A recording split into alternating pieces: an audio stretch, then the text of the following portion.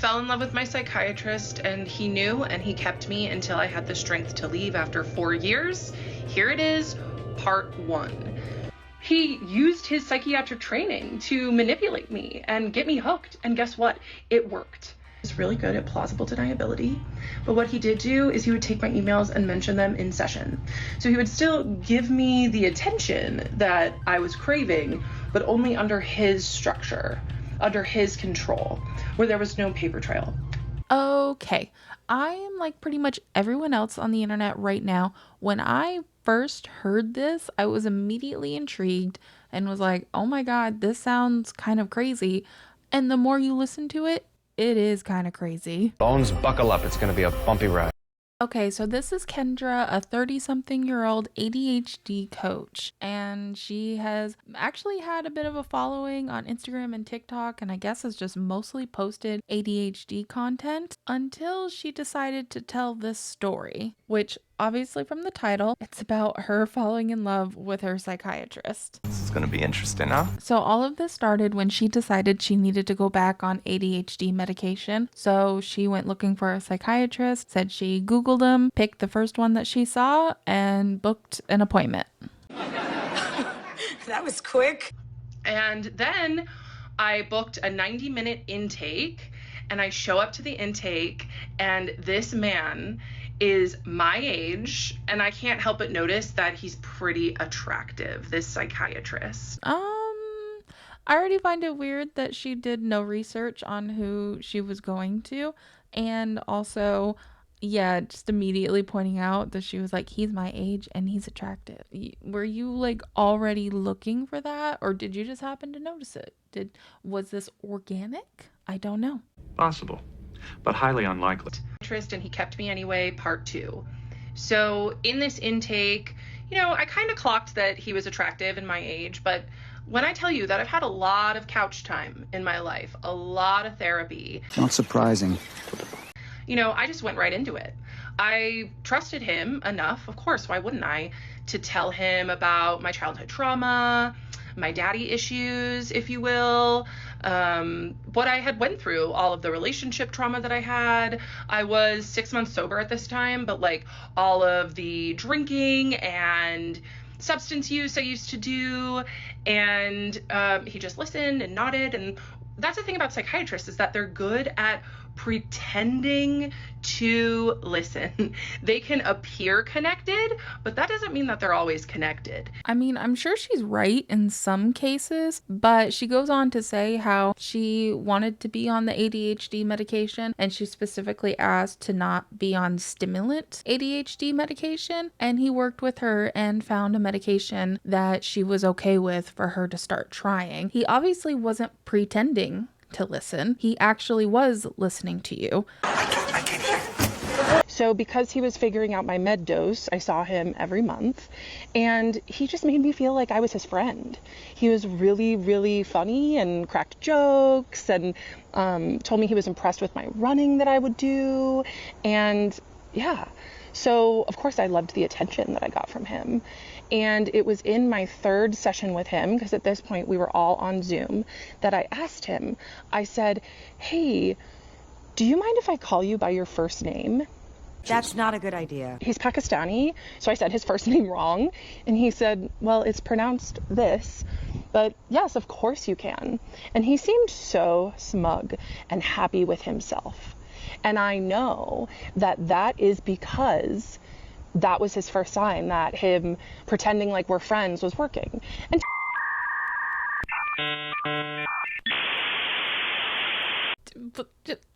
What? What? I mean, like, girl, you just asked if you can call him by his, like, given name, by his fucking government name. It's not that big of a deal. just showed that the boundaries were blurring, and he liked that. So from then on, from my 3rd session on, I started calling him his first name. The way she is reading into calling him by his first name, it makes me worried about all of her personal relationships. Like, if that's all it takes for her to feel like the lines are blurring, I think that's concerning. That's one way to look at it. For the first 6 sessions, he asked me after the meds, he said, how's your bowels, bladder, and appetite? And Where sometimes we're all irritated by your bowels. I would say they're all normal. And then he would ask me any thoughts of harm. And apparently that's pretty common for psychiatry to ask those questions. Yeah, those are things that need to be monitored when going on new meds. That's pretty standard, and it's actually really good that he continuously asked you that over time. And then on our 6th session, when things were really, the chemistry was starting to be there before, I didn't realize it. I was like, oh, this man is just friendly. And he said, I have to ask this because it's a special interest of mine, but is there any thoughts of harm? I was special to him. And I said, no thoughts of harm. And he didn't ever ask me a clinical question again. He stopped asking me about my bladder, bowels, and appetite, and he stopped asking me about thoughts of harm. The way she is saying this is almost like it's proof that he kept her around after that, just for his own entertainment, I guess, when really it was just the appropriate amount of time had passed. If you haven't had problems with any of those things by now, you're more than likely not going to, and he doesn't have to ask you continuously. Just bring it up if it becomes a problem later. Or next week, or never. Every month, and just gaining more and more respect for him, because he would just tell me these little things about his successes and all of the cool things that he was doing in his life. And it made me fall for him, honestly. And he was really good at listening. Kendra, that is quite literally his job. It's what you were paying him to do, is listen. And I mean, he's a Pisces, right? So of course he's going to be there. You know the delusion is setting in when the zodiac starts getting pulled out. You really know it's setting in good. Anyway, so I would beg him to let me see him every week. Beg him, because my therapist at the time, he was fine. He wasn't a predator, but he was fine. He just wasn't doing very much for me. So 2 things I want to point out here. 1, she called him a predator, which is Not cool! he has not shown any signs of, from her perspective, that this man is a predator. That we know of.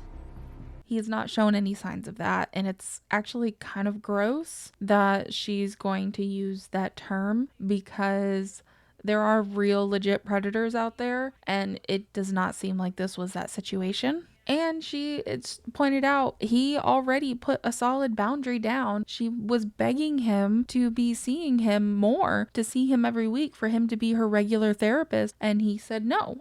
Trust no bitch. I'm actually going to put in a clip from Psychology in Seattle, Dr. Honda. I really encourage you guys to go watch his videos on it. He did it in 2 parts, and it's really informative, but I just wanted to put this part here because he actually has a lot of experience in working with this actual type of case. Okay, so reading between the lines, he is refusing to meet every week, which I have to say is not a sign of a therapist or a psychiatrist who is seeking to break boundaries.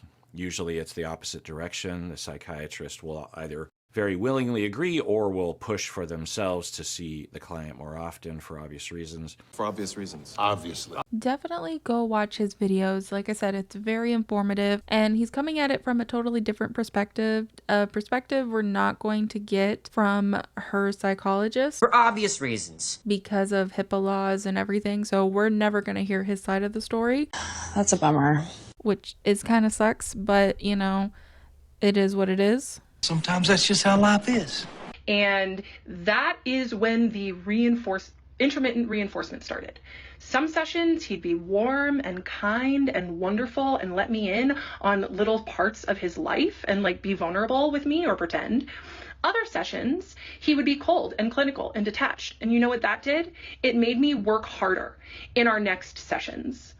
It did. And it started the addiction that I had to him.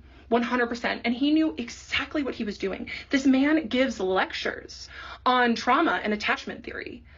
He used his psychiatric training to manipulate me and get me hooked. And guess what? It worked. She points out a couple examples of her like obsession with him was she got into a car accident and they said that she should have gone to the hospital because she might have been internally bleeding, but she decided not to do that because she didn't want to chance missing her appointment with him. That was a bad idea. And you know what happened is that I showed up and I told him that I may be internally bleeding, and he didn't stop the appointment. He didn't say, you need to take care of yourself, go get emergency care now. He let me continue and just tell him about how much I loved him and how grateful I was for him, because that was really what most of our appointments were. And then like when she got some new glasses, like actually the glasses that she's wearing now, the turtle shell glasses, he said he liked the turtle shell, so she is still currently wearing the turtle shell glasses just in case he sees them. That's odd. Very odd. Yeah, I got some warmth from him that appointment. So that was January 2023. And I also told my therapist about this. She said nothing. See him, that's when he really started turning up the intimacy in our appointments. However, he was really smart and knew the professional lines like the back of his hand. Backhand! So she says these things quite a bit of how professional he is and how he actually never crosses any lines. Sound like solutions, not problems. And she is continuously reading into it and putting thoughts in his head that he's doing that on purpose, that he's so psychologically trained that he knows how to manipulate her. Okay, so now after seeing him for a couple years, she actually has a boyfriend, so she's starting to talk to him about more intimate sexual details. And then I proceeded to give him 30 minutes of non-stop content about my intimate life with my boyfriend. And I actually recorded the whole thing because I was so excited about it. But now it makes me sick. I can't even listen to the recording. I've tried to start, but it's gross. Any ethical psychiatrist would have stopped me and said, Kendra, let's talk about your meds. Let's talk about your care. At this point, my meds were stable. And I was still seeing him every month. Yeah, that was a rough time. And it was pretty much his Christmas morning, the almost 2.5 years of grooming me to get me to talk about sexual things with him worked. Huh. What? I feel like that is a wild accusation to make, that he was grooming you for 2.5 years to talk about sexual details, because that's what she kind of ends up saying, is that she was a fantasy supply for him, that's what he wanted, the dynamic. He wanted her in love with him, but him to not actually do anything with that, which, what is the point of that? I don't understand a word you're saying. Okay, so at this point in one of the parts, she accidentally said his first name. So the internet did what the internet does, and they found him and they doxed him, which I don't agree with. I'm not going to put his stuff up here. It is out there, but I'm not going to do that. The answer is no. 1, people are asking me what my mental health diagnosis is. I do not have BPD. I do not have psychosis. You sure about that? I have ADHD, and I was experiencing extreme limerence with my psychiatrist. Limerence is a normal thing to happen to anyone who is experiencing hot and cold behavior from someone. And it happens more often in people with ADHD because we have dopamine dysregulation and rejection sensitive dysphoria. And guess what? My psychiatrist knew that and used it to his advantage. It's interesting how sure she is that that's what he was doing. Like, she knows what he was thinking, even though he never said anything like that. I know everything. 2, I accidentally said my psychiatrist's first name in one of my videos. If you clocked it, good for you. I do not owe him anonymity. However, this is not about doxing my psychiatrist. This is about me sharing my story so other people can view predatory behavior in people in power. She's not wrong, and that kind of stuff happens a lot, and it does need to be talked about. Because of this story, I hope this doesn't discourage other people to come out with their actual stories of actual predatory people in power, because from everything I've seen so far, this isn't it. So at this point in the story, there are 2 main players. My psychiatrist, who's my age, who crossed major ethical boundaries, and my therapist, who is a 75-year-old woman with a PhD. Neither of these people at this point in the story I knew were crossing boundaries. I thought that everything was hunky-dory and that I was just in love with my psychiatrist and it was totally normal. Little did I know he was manufacturing everything so I could fall in love with him, because it was on him to set the professional boundary and not let attention build. So days after my psychiatrist's Christmas morning appointment from a few videos back, where he got a crush confession from me, and then 30 minutes of non-stop intimate content that he did not stop me, my boyfriend and I broke up days later. Oh, that's convenient. So she then proceeds to tell us about a first date that she had with a guy who was a therapist, and how this guy was actually admitting to her that he had feelings for one of his clients. So then he was saying, yeah, she's so attractive and I think she likes me too. I go and visit her at work and her coworkers say, oh, so-and-so talks about you all the time. And I was like, okay, where does she work? And he said, well, I shouldn't tell you that because I really shouldn't be visiting her anyway. I was like, okay, no problem. So then he continues and he said, yeah, she wears these red lacy panties and short skirts. And I know she wears them for me. And like alarm bells were going off in my head. Mind you, I had no idea that my psychiatrist had similar feelings towards me at this point. But I just thought, wow, this man is borderline predatory. And he said, yeah, and you know, she just is so attractive that I have to smash her mate before every session because I just have to get that energy out of me. And I was like, You can say that again. Yeah, so she clearly went on a date with this creepy ass dude who is a problem, is now putting that on her current psychologist. I start emailing him my fun little emails, but he stops writing me back. He does not write back to my emails anymore. Because once again, he was really good at plausible deniability. But what he did do is he would take my emails and mention them in session. So he would still give me the attention that I was craving, but only under his structure, under his control, where there was no paper trail. So it sounds like the emails were getting excessive and they needed to be talked about in person or over your Zoom sessions in the actual therapy. And probably that was his way of putting a boundary as well. Like, okay, we can talk about these things, but not after hours. He sounds like a very good man. Up until this point, they've been having telehealth sessions, and she assumed that that's all he did, that he just went into his office to have the telehealth sessions. Well, he does do in-person sessions, which she found out when she went to make an appointment, and she said that he was lying to her that whole time, which maybe he was, maybe he just didn't want to see her in person, knowing her crush and that she, you know, had all these feelings towards him. Just keep this relationship professional. But she asked if she could start seeing him in person once she knew that was an option, and he said yes.